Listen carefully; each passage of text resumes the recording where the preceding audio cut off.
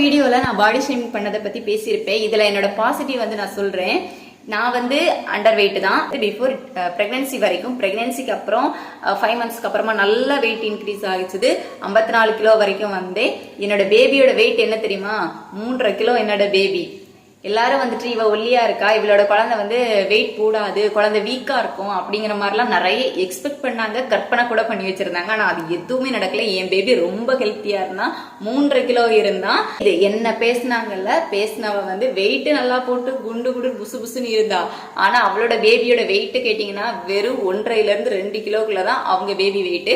என்ன பார்க்க வந்தாங்க. ஏன்னா என் குழந்தை ஒல்லியா இருப்பான், வீக்கா இருப்பான் அப்படின்னு நினைச்சிட்டு என் குழந்தைய பார்க்க வந்தாங்க. வந்ததுமே என்கிட்ட கேட்ட முத கொஸ்டின் என்ன தெரியுமா? குழந்தையோட வெயிட் என்ன? குழந்தைய பார்த்த உடனே அவங்க ஷாக் ஆயிட்டாங்க. இருந்தாலும் அவங்க என்கிட்ட கேட்கறாங்க குழந்தையோட வெயிட் என்ன அப்படின்னு சொல்லிட்டு. 3.5 கிலோ அப்படின்னு நான் சொல்றேன். சொன்னது சொல்றாங்க, அது வயிற்றுக்குள்ள தண்ணிக்குள்ள இருந்திருக்கும்ல, அதனாலதான் வெயிட் போட்டிருக்குது. இப்போ இந்த வெயிட் எல்லாம் சொல்லக்கூடாது, 3 நாள் கழிச்சு வெயிட் சொல்லுங்க அப்படின்ட்டு சொல்லிட்டு போறாங்க. ஆனா என் குழந்தை வெயிட் குறையவே இல்லை, அதுல இருந்து வெயிட் இன்க்ரீஸ் தான். ஆனா நல்லா புசு புசுன்னு இருந்தா.